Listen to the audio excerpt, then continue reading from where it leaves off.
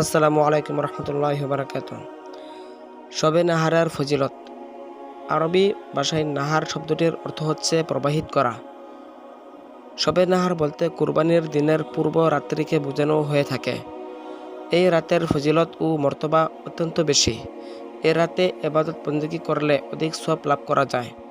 নিম্নে এই রাতেই নফল এবাদত সংক্রান্ত কয়েকটি হাদিস সহৃদয় পাঠক ও পাঠিকাগণের সামনে পেশ করা হলো।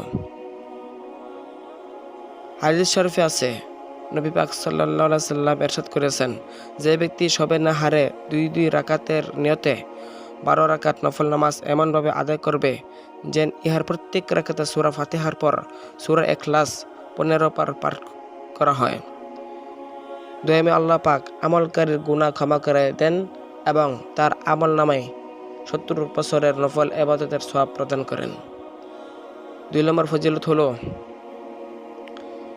হুজুর পাক সাল্লাল্লাহু আলাইহি সাল্লাম ইরশাদ করেছেন, যে ব্যক্তি শবে নাহারের দুই রাকাতের নিয়তে 4 রাকাত নফল নামাজ এমনভাবে আদায় করে যেন ইহার প্রত্যেক রাকাতে সূরা ফাতিহার পর সূরা ইখলাস 15 বার, সূরা ইখলাস একবার, সূরা ফালাক একবার, সূরা নাস একবার পাঠ করা হয় এবং নামাজ শেষ করে 70 বার দুরূদ শরীফ পাঠ করা হয় এবং পরবর্তী দিন ঈদের নামাজ পড়বার আগে নিম্নের দোয়া 100 বার পাঠ করা হয়। ইহার দৌলতে দয়াময় আল্লাহ পাক তাহার যাবতীয় পাপ মোচন করে দেবেন এবং তার আমল নামায় অসংখ্য নেকি লিখে দেবেন। দোয়াটি হলো এই, লা ইলাহা ইল্লাল্লাহু ওয়াহদাহু লা শারীকা লাহু লাহুল মুলকু ওয়া লাহুল হামদু ওয়া হুয়া আলা কুল্লি। দোয়াটি এই, লা ইলাহা ইল্লাল্লাহু ওয়াহদাহু লা শারীকা লাহু লাহুল মুলকু ওয়া লাহুল হামদু ওয়া হুয়া ইউহয়ি ওয়া ইউমীত ওয়া হুয়া হাইয়্যুন লা ইয়ামুত বিয়াদিহিল খায়র ওয়া হুয়া আলা কুল্লি শাইইন কাদির।